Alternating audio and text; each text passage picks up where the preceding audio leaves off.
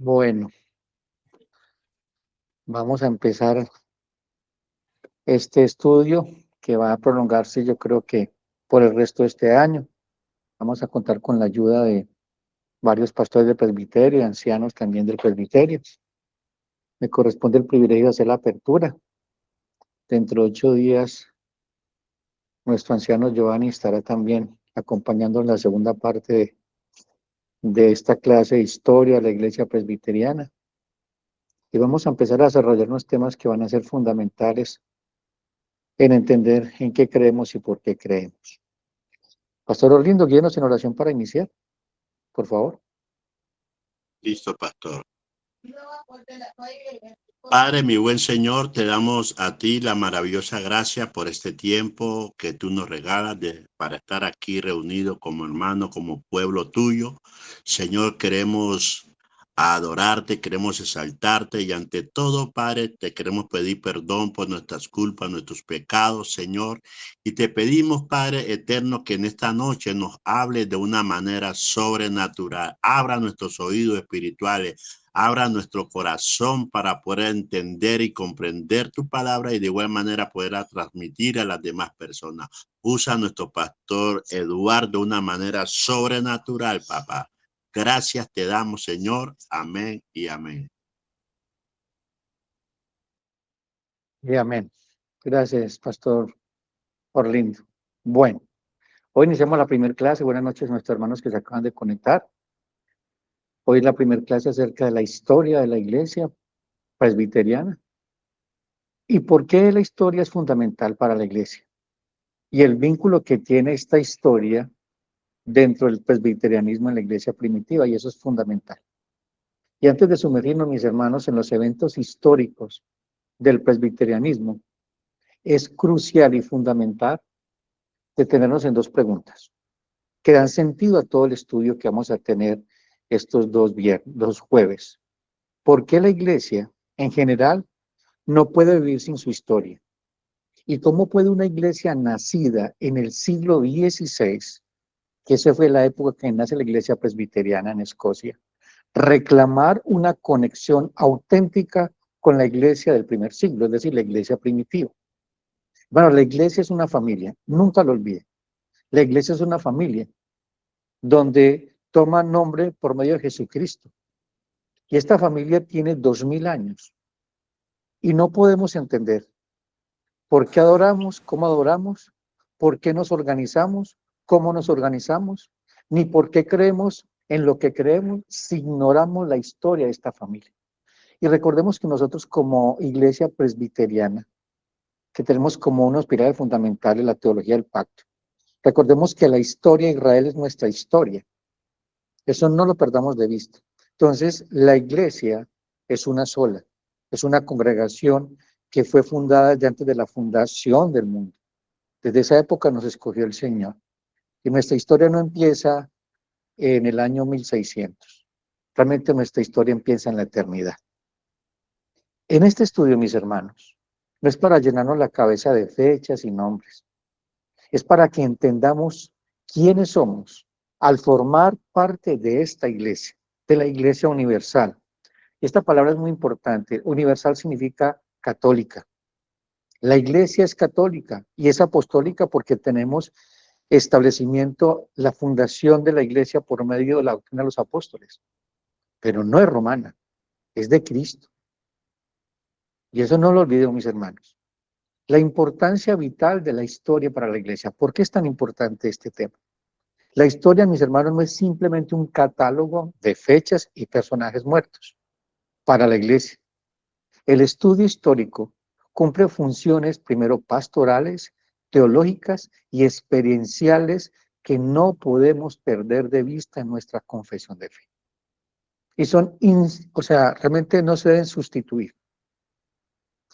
¿Para quién? Escuchen, mis hermanos, esto, para saber quiénes somos, es fundamental. La historia nos da identidad, aunque nuestra identidad está en Cristo, pero la historia es Cristo. Recordemos que la historia es Cristo. Él es el mismo ayer, hoy, siempre, es el alfa y el principio y el fin. Él es la cabeza de la iglesia. Una iglesia sin historia es como un árbol sin raíces, mis hermanos. Puede verse verde por fuera, pero el primer viento fuerte de doctrina equivocada lo puede derribar. Cuando sabemos de dónde venimos, entendemos mejor hacia dónde vamos. Ver que nuestros antepasados en la fe enfrentaron persecuciones, sobrevivieron imperios. Les ruego que tenga el micrófono prendido, ya lo silencio. Ya. Sobrevivieron imperios. Y vuelvo a reiterar, la historia no es un catálogo de fechas. Es una iglesia sin historia, es como un árbol sin raíces. Cuando sabemos de dónde venimos, entendemos mejor hacia dónde vamos. Saber que nuestros antepasados en la fe enfrentaron persecuciones, sobrevivieron a imperios, mantuvieron la fe en medio de plagas, de guerras, de persecuciones. Eso nos da identidad. No somos una secta, mis hermanos, que apareció ayer. Somos parte de un pueblo que Dios ha sostenido desde la eternidad por los siglos. Muchas iglesias evangélicas, vamos a hablar de nuestro contexto colombiano, viven como si la historia no importara. Solo yo, mi Biblia y el Espíritu Santo. Dicen, pero eso suena muy bonito, mis hermanos, y es imposible en la práctica. La historia de la iglesia no es un museo de cosas muertas o de personas. Es un tesoro de lecciones vivas. ¿Y para qué nos sirve? Primer punto, para no repetir los mismos errores. La historia es como un espejo. Nos muestra los pecados de los que vinieron antes para que nosotros no cometamos los mismos. Y yo no sé si ustedes sabían que hubo iglesias reformadas. Escuchen esto, mis hermanos, históricamente. Hubieron iglesias reformadas que apoyaron a el nazismo en Alemania, en el exterminio de judíos, hermanos. O que algunos justificaron la esclavitud en Sudáfrica, en la apartheid. Si no lo sabían, les recuerdo, es hoy un conocimiento que tengan. Estudiar estos fracasos, mis hermanos, nos vacuna contra la soberbia. Nos recuerda que ninguna iglesia es perfecta y que siempre estamos a un paso de equivocarnos si nos alejamos de la palabra de Dios y de la historia de la iglesia. Segundo punto, para tener esperanza cuando sufrimos. Cuando la iglesia enfrenta problemas, cuando te sientes solo en tu fe, cuando parece que todo está perdido, la historia te dice, no eres el primero, no serás el último. Y Dios ha sido fiel antes, como dice 1 Pedro 5:9, al cual resistir firmes en la fe, sabiendo que los mismos padecimientos se van cumpliendo en vuestros hermanos en todo el mundo. La historia de la iglesia, nosotros somos parte de esa historia. No sabemos qué va a pasar en 50, 60, 100 años si Cristo no ha venido. Pero contarán la iglesia presbiteriana en el Valle del Cauca y en Colombia. Contarán tu historia para la gloria de Dios. Hermanos, la historia de la iglesia, como decíamos ahora, para tener esperanza cuando sufrimos. Leer cómo Pablo escribía cartas desde la cárcel. Cómo Policarpo, un líder de la iglesia del siglo II que reemplazó al apóstol Juan, fue quemado vivo por no negar a Cristo y no adorar al César.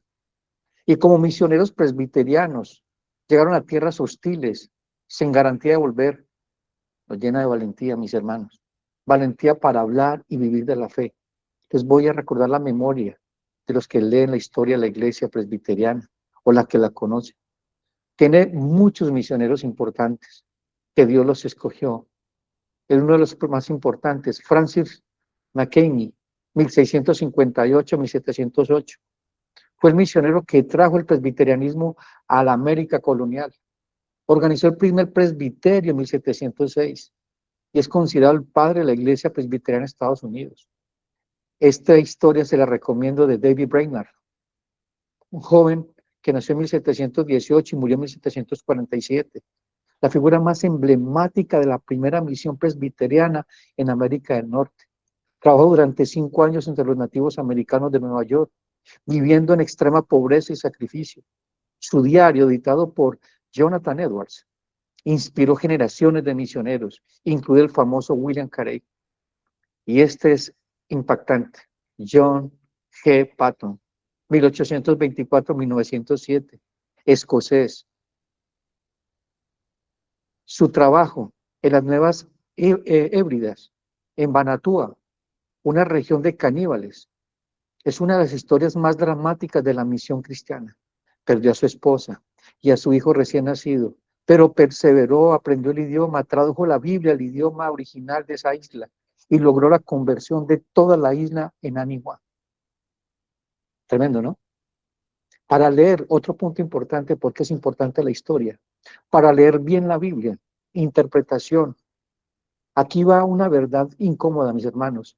Nadie lee la Biblia sin lentes. Todos tenemos lentes. Los lentes de nuestra cultura, de nuestro tiempo, de nuestras experiencias. La historia de la iglesia nos presta los lentes de quienes nos precedieron.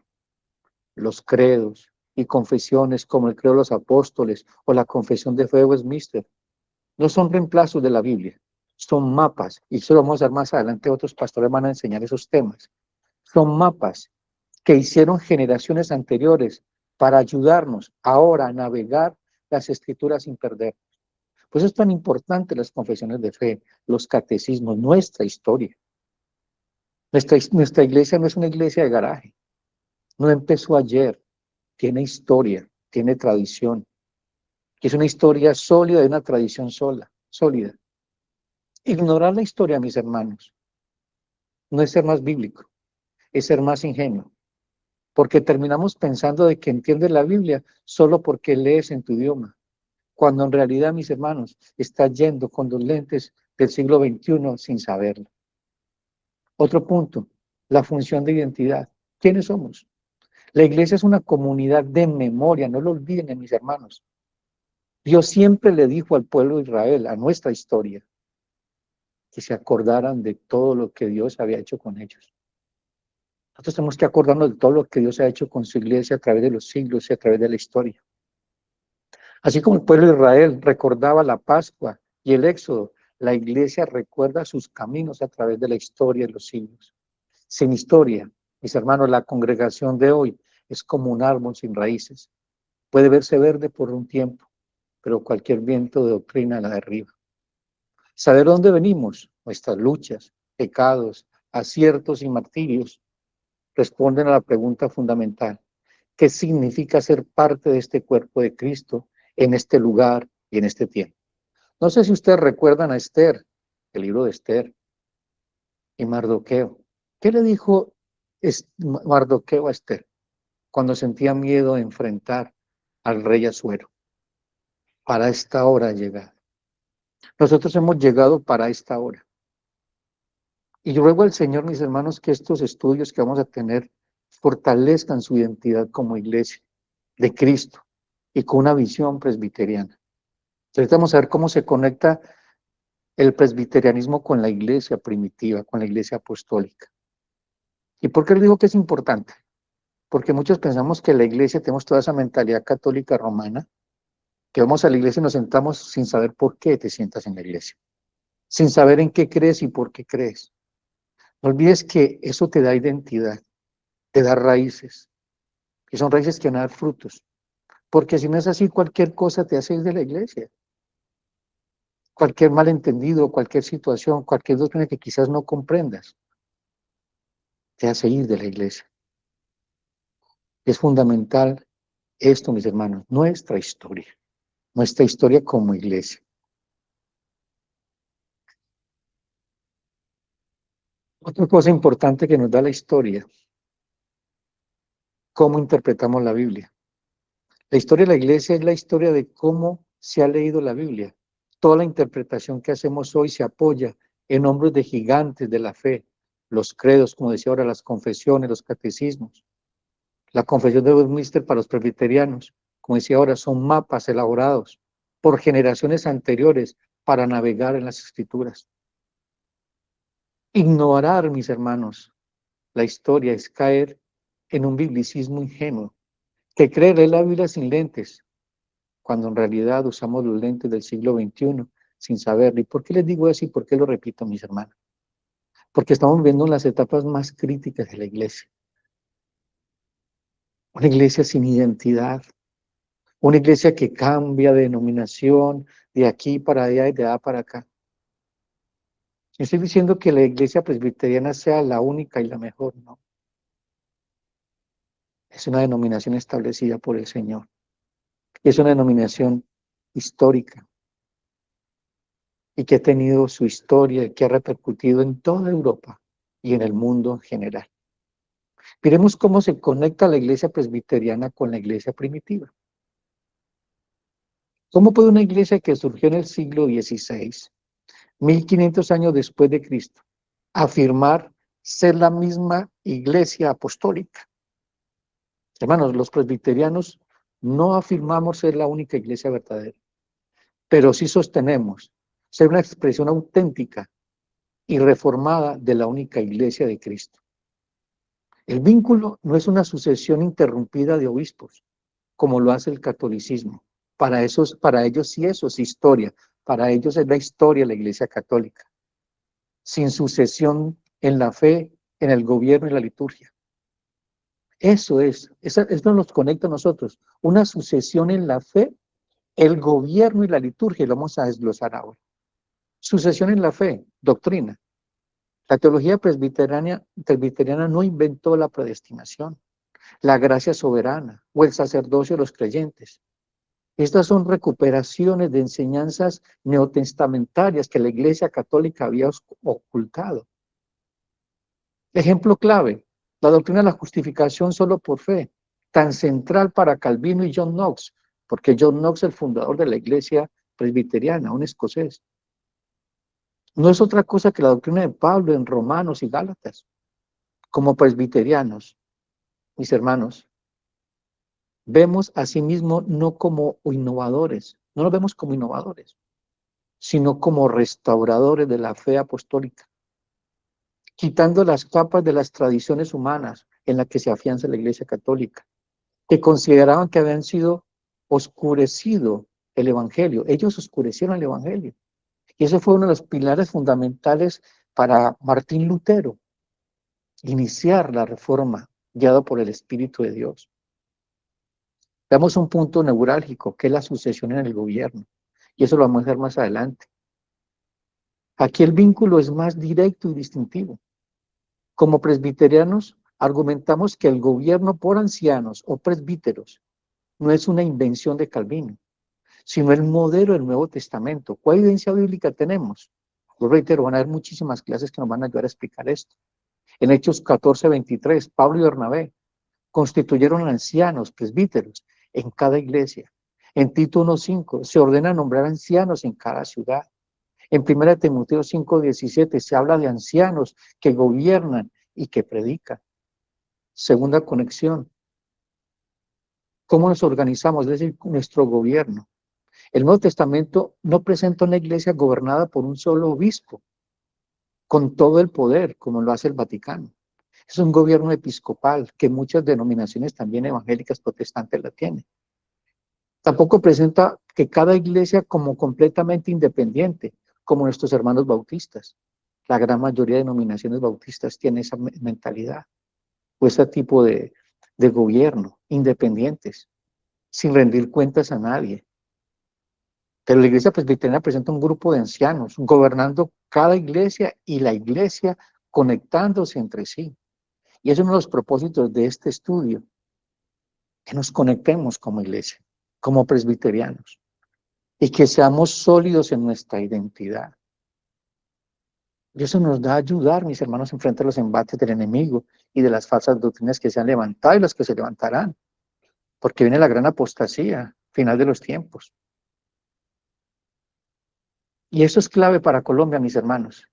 En muchas iglesias evangélicas colombianas, el pastor tiene todo el poder, decide todo, no rinde cuentas a nadie. Y eso lleva a abusos, divisiones y hasta tragedias. El gobierno presbiteriano es un freno al abuso, porque el poder nunca está en una sola persona, siempre está en un grupo de ancianos y cada grupo o cada consistorio rinde cuentas a otro grupo que es el presbiterio. Y ese presbiterio, una asamblea nacional. No sé si ustedes lo saben, pero están conociendo cosas de nosotros como iglesia. La función diaconal. Además de los ancianos, el Nuevo Testamento presenta a los diáconos, Hechos 6 del 1 al 6. Un oficio que los presbiterianos mantenemos para el servicio a las mesas y las necesidades materiales de la iglesia. Hermanos, el sistema de gobierno presbiteriano por asambleas de ancianos es el desarrollo más fiel al patrón apostólico, en contraste con el gobierno de un solo obispo, que según los historiadores protestantes surgió en el siglo II, es decir, la solidez del gobierno de ancianos, como una evolución, no como un mandato original, mis hermanos. Porque eso pasó en el siglo II. Empezaron a la transformación de la iglesia primitiva a la iglesia católica, que establecen un solo hombre que gobierna la iglesia, dicen que es Pedro, el primer papa, y así sucesivamente. Otra cosa importante, la sucesión en la liturgia y la vida sacramental, es decir, experiencial. El culto presbiteriano clásico sigue el mismo patrón que vemos en Hechos 2:42. Allí dice que los primeros cristianos perseveraban en la enseñanza de los apóstoles y en la comunión y en el partimiento del pan y en las oraciones. Y aquí hay un dato muy importante, mis hermanos, sobre la cena del Señor. Los presbiterianos originales querían celebrar cada domingo como hacía la iglesia primitiva. Y Juan Calvino luchó por eso en Ginebra. Con el tiempo muchas iglesias pasaron de celebrar una vez al mes, pero la intención original es semanal y muchas iglesias presbiterianas a nivel internacional lo hacen. Hermanos, y no vemos la cena del Señor como un simple recuerdo, sino como un encuentro espiritual real con Cristo resucitado, y eso no se les olvide, mis hermanos. Por eso es que la cena del Señor es un medio de gracia, y aparte es un sacramento. Y un sacramento es una señal que apunta siempre a algo, a alguien, es Cristo, tanto el bautismo como la cena del Señor. Ahora miremos el bautismo, que es un punto, para muchos un talón de Aquiles, pero eso lo vamos a ver más adelante cuando estemos en la teología del pacto y entenderemos realmente, y voy a hacer un pequeño esbozo acerca de eso. Bautizamos a los hijos, a los niños, no porque el agua salve, sino porque los recibimos en la comunidad del pacto, como los bebés judíos eran circuncidados. Y también bautizamos a los adultos que se convierten. Y no es rebautizar a quien ya lo hizo de bebé en otra iglesia. Es reconocer que el pacto de Dios incluye las familias. Aquí hay un texto fundamental que es Hechos 2:37 al 38. Al oír esto, se compusieron de corazón y dijeron a Pedro y a los otros apóstoles, varones hermanos, ¿qué haremos? Pedro les dijo, arrepentíos y bautícese cada uno de vosotros en el nombre de Jesucristo para el perdón de los pecados y recibiréis el don del Espíritu Santo. Porque para vosotros, escuchen esto, porque para vosotros es la promesa, y para vuestros hijos y para todos los que están lejos, para cuantos el Señor nuestro Dios llamare. Ahora mismo la cena del Señor. La cena del Señor, que es el partimiento del pan, es la predicación expositiva del libro, por libro. O sea, cuando hablamos de la predicación de la estructura de la iglesia presbiteriana. ¿Y por qué nosotros predicamos de una manera expositiva libro por libro? Imita la lectura sinagogal que Jesús y los apóstoles conocían.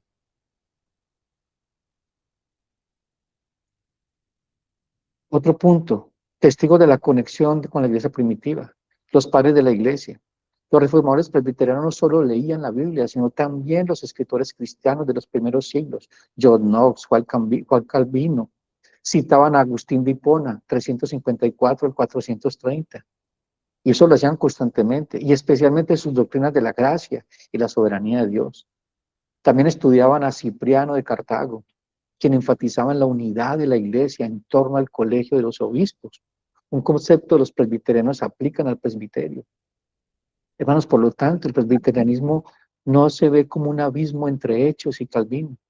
Es una continuidad que fue reformada con el tiempo y que debe ser reformada de ahí en adelante, como dice uno de los eslogans del de la reforma, reformados siempre reformándose.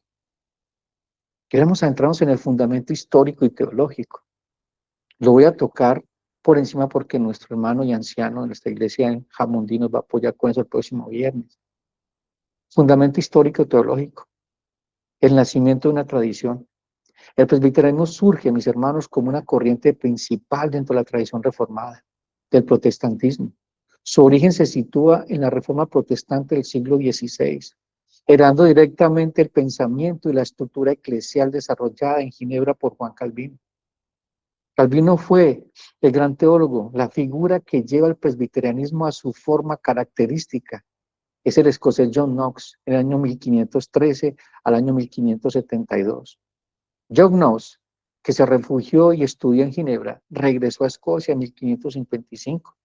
Su liderazgo, mis hermanos, fue decisivo para que en 1560 el Parlamento escocés adoptara una confesión de fe protestante, la Confesión Escocesa, y estableciera el gobierno presbiteriano en la Iglesia Nacional. Y como hablamos ahora, los pilares fundamentales del gobierno anciano. El nombre presbiterianismo proviene del griego presbíteros, que significa anciano. Y esto es, hermanos, y esto no es una sola designación, sino el núcleo de nuestra identidad. La característica más definitiva en su forma de gobierno eclesiástico, que rechaza el modelo jerárquico, episcopal, obispos, o el modelo independiente congregacional. Hermanos, el poder no reside en una sola persona, sino en asambleas representativas, y funciona mediante niveles interconectados. La sesión o consistorio, que los vamos a explicar más adelante, gobierna la congregación local, compuesta por pastores y ancianos gobernantes elegidos por la misma iglesia. El presbiterio es un grupo de iglesias de una región que ejercen autoridad sobre los pastores y las congregaciones. El sínodo es una asamblea de varios presbiterios. La asamblea general es el cuerpo nacional supremo de la nominación. Eso es lo que hacemos cada año cuando nos reunimos. Y varios de ustedes quizás hayan estado cuando hemos estado en Cali. La teología del pacto y la soberanía divina. Teológicamente, mis hermanos, la iglesia presbiteriana se enfatiza en la soberanía absoluta de Dios, la autoridad de las escrituras y la salvación solo por gracia mediante la fe. La confesión de fe de Westminster, que fue hecha en 1643, y su catecismo mayor y menor se convirtieron, mis hermanos, en los estándares doctrinales subordinados a la Biblia, siendo adoptados por la mayoría de iglesias presbiterianas globales. Y quiero enseñarles algo, mis hermanos, o recordarle a cada uno de ustedes. La iglesia reformada, la iglesia presbiteriana. Esa es la iglesia reformada, la iglesia calvinista. Es la iglesia presbiteriana. Las otras denominaciones adquieren reforma a través de las 5 solas y la doctrina de la gracia. Pero en sí, la iglesia reformada, la iglesia presbiteriana o calvinista, para que tengan en cuenta eso. Veamos el desarrollo y expansión global. La historia presbiteriana en Escocia es una lucha constante por mantener su gobierno frente a los intentos de la corona iglesia de imponer el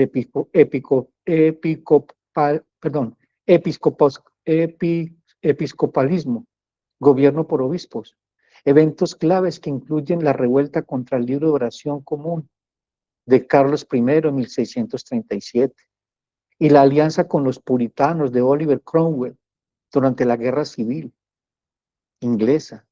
Y no fue hasta la Revolución Gloriosa en 1688 que el presbiterianismo fue finalmente reconocido como la iglesia oficial de Escocia. Ahora vemos el presbiterianismo en Estados Unidos. El presbiterianismo cruzó el Atlántico con inmigrantes escoceses, irlandeses e ingleses puritanos en 1706. Se organizó el primer presbiterio en las colonias americanas y creció rápidamente, influenciado por el segundo gran despertar a principios del siglo XIX, que impulsó las misiones y la fundación de escuelas y universidades como Princeton. Y en la actualidad, mis hermanos, la iglesia presbiteriana en Estados Unidos es la denominación más grande reformada en 1983. Fue la reunificación de ramas que se separaron durante la Guerra Civil. La historia de la iglesia presbiteriana incluye un fuerte compromiso con la justicia social, la educación y su presencia desproporcionada en los ámbitos de poder económico, político del país en Estados Unidos. La expansión misionera mundial.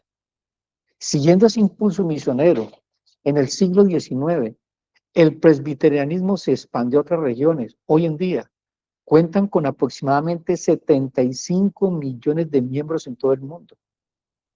Las regiones con más presencia, además de Escocia y Estados Unidos, son Corea del Sur, Latinoamérica, México, Brasil, Guatemala y Colombia, y África subsahariana, Kenia. Esta expansión, mis hermanos, ha llevado a una contextualización fascinante de la fe. Quizás te preguntas, los que están hoy en esta clase, todo esto parece muy bonito, pero ¿y acá? ¿Cómo es que hay presbiterianismo en Colombia? Y buena pregunta. El presbiterianismo llegó a Colombia a finales del siglo XIX y principios del siglo XX, principalmente a través de misioneros de Estados Unidos, de la Iglesia Presbiteriana de Estados Unidos.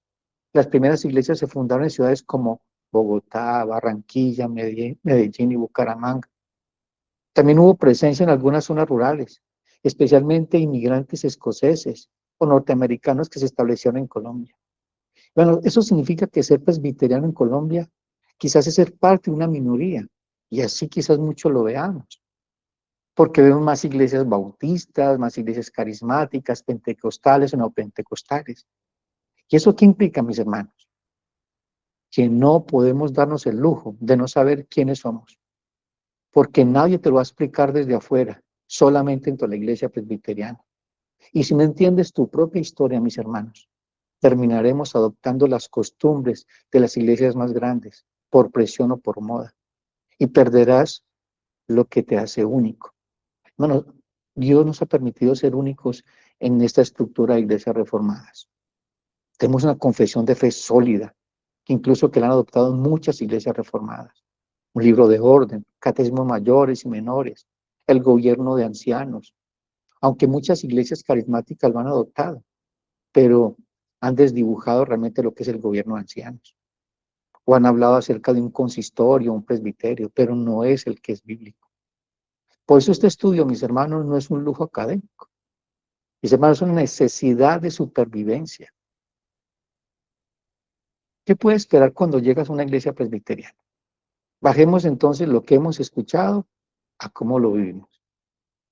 Si vienes de otra tradición o otra confesión de fe, o no tienes ninguna, esto es lo que te vas a encontrar en cada domingo. Sí encontrarás lectura de pasajes completos de la Biblia, no solo un versículo fuera de contexto. Oración centrada en Dios, alabanza, confesión de pecados, acción de gracias y petición por otros. Predicación expositiva. Se explica un pasaje, lo que significa entonces y lo que significa hoy. Cantos de salmos, himnos y canciones espirituales. No solo música contemporánea, hay himnos con siglos de historia.